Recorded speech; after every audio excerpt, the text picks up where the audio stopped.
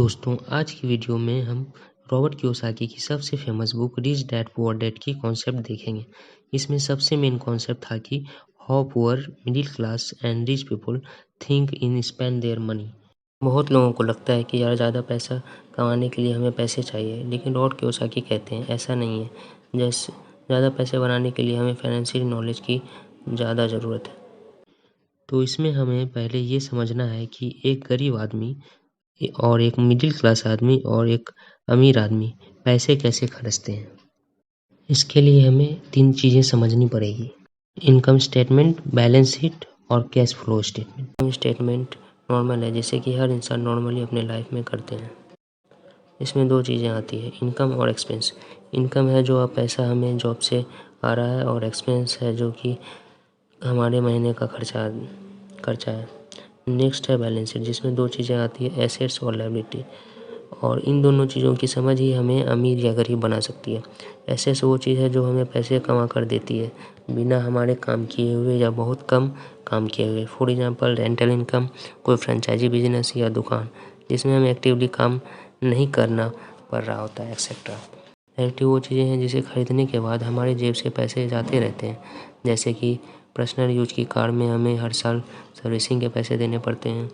अपने लिए घर लेने पर उसकी मेंटेनेंस करवाते रहने पड़ती है, इसलिए हमारे जेब से पैसा जाते रहते हैं।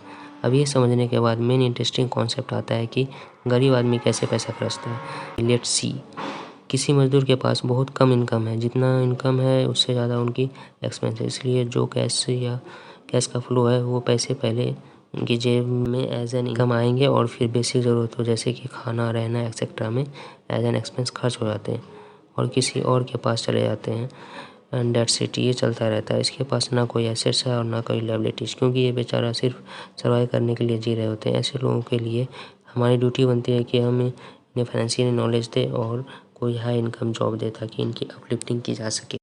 इसके बाद आते हैं मिडिल क्लास लोग, जो अमीर बन सकते हैं लेकिन फाइनेंशियली नॉलेज की कमी की वजह से एसेट्स की बजाय लायबिलिटी लेते रहते हैं और रेट रेस में फंस जाते हैं। इन्हें सबसे पहले पैसे आते हैं सैलरी से या फिर सेल्फ एम्प्लॉय अपने छोटे बिजनेस से। ये पैसे इनकी इनकम है, क्योंकि ये पहले से लायबिलिटी ले रखे हैं, जिससे जैसे कि लोन पर घर, लोन पर कार, क्रेडिट कार्ड के बिल्स एक्सेट्रा।